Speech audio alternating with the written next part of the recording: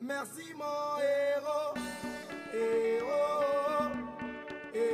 Comme annoncé, le thème aujourd'hui, c'est la puberté chez la jeune fille. C'est qu'il vous faut savoir. Donc, on se dit tout sans tabou, sans réserve, sans éluder les questions.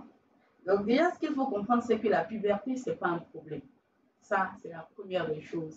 Ce n'est pas un problème, c'est juste une période, une étape de croissance physique et de développement sexuel de façon exacerbée, de façon rapide, de façon accélérée qui arrive à tout être humain. Donc, tous les êtres humains vont avoir à vivre la puberté. Donc, ce n'est pas un problème. Déjà, parents, c'est normal.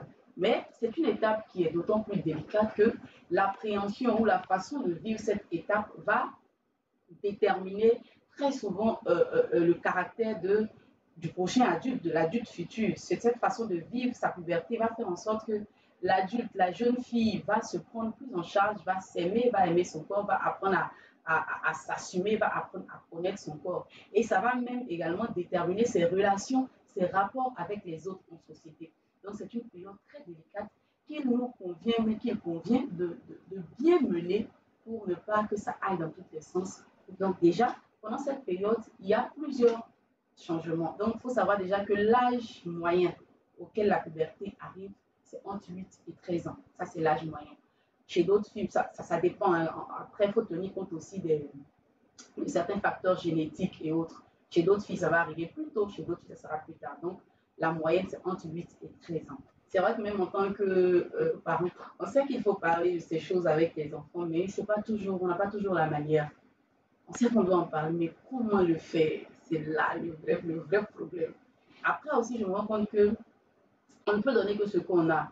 Très souvent, on veut le faire, mais étant donné que nous-mêmes, on n'a pas vraiment reçu d'informations, on n'a pas vraiment reçu d'éducation en la matière, donc il nous est difficile de pouvoir apporter à nos enfants, à nos adolescents, ce dont ils ont besoin.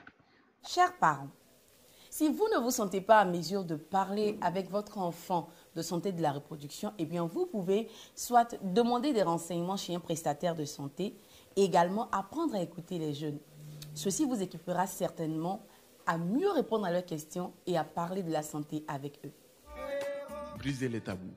Parler de la santé de la reproduction et de la planification familiale avec les jeunes pour les aider à vivre une vie épanouie. Soyez héros aujourd'hui. Comment te dire merci, toi?